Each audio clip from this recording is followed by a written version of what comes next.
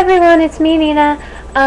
So today I'm going to talk about Academic Decathlon because I said I would do that, but I got really excited that Eliza Dushku got a Tumblr last night, so that's what my video is about, and I did my makeup video yesterday, I think.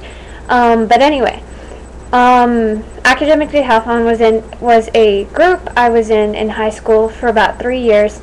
I started my sophomore year with my excellent coach, Mr. Gonzalez, as my chemistry teacher. So I want to tell you guys a few facts about it. There are, as the name suggests, there are 10 events. It's Academic Decathlon. There are 3 subjective events and 7 objective events. I can count. I did math. For the subjective events, there is essay, interview, and speech. Now, for your speech, it can be on anything you want. I did mine on teen pregnancy from a different view. I did one on pneumonia, and I did one on epilepsy, which I had both of those. So those were really interesting topics to me, and they were all very personal.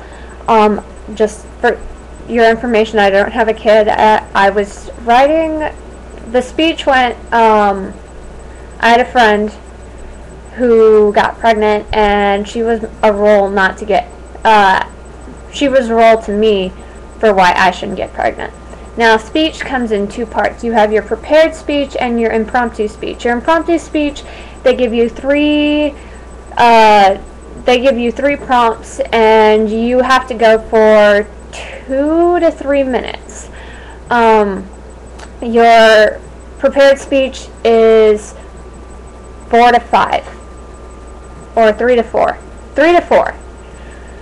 And so these are really interesting topics, and I love them all. But the reason that I'm doing this is because I found this documentary on YouTube that's putting up a lot of promos and a lot of featurettes and a lot of trailers called Brain Games, a documentary about Academic Decathlon, which is a important group to me, and I think it's a really important cause because it teaches students in it to be well-rounded people. The 7 objective events are art, music, economics, language and literature, science, social science, and I'm forgetting one. Just a second, I have this written up. Okay, so, but these are all really important. Oh, and math, that's the one I forgot. So, these are subjects that if you're just one person, and you're a typical nerd, like you're a math nerd or a lit nerd, you have to go out of your comfort zone and go into something that's completely different. And I respect people who do it. I did it for 3 years. I knew a family who was in the business of being an Academic Decathlon. They were great people, obviously loved their kids very much, loved the program very much. And there are 9 people on a team, so you can get as many points as possible. Each event is worth 1,000 points, and you get graded for the subjective events on a subjective scale, and I won't go into the scoring of the other events because it's too complicated. But these are really important, but only 6 people, 6 on your team actually count. So you can get up to 60,000 points. I normally got around a 6,000, which isn't great, but isn't bad either. I did get a little higher than that sometimes, but you have to know what's your priority and what you can do well on and what you can fall back on. But ultimately you compete as individuals, but you're scored like a team. And this is really interesting when you think about the camaraderie aspect, because you wouldn't think that just sitting in a room reading books all the time would bring you closer together, but it really does.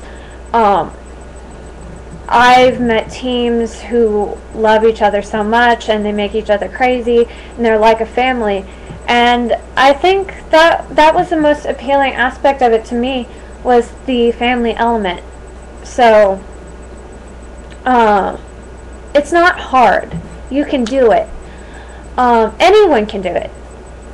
And I really want to encourage a lot of high school students. I mean, if there are high school students watching me in the United States, and it's recently gone international, so even if you're, you know, an international student and you're a high school student, I would really strongly suggest you try this out, because it's a really rewarding program, and I love it so much, and I think if you tried it, you would love it too. So that is my first video on Academic Decathlon, actually technically my second, but anyways, I'm filming from a slightly different location. The normal location is right over there. See? Yep, see, there's the slightly normal location, but I wanted to sit up a little bit and show you guys some of the rest of my room.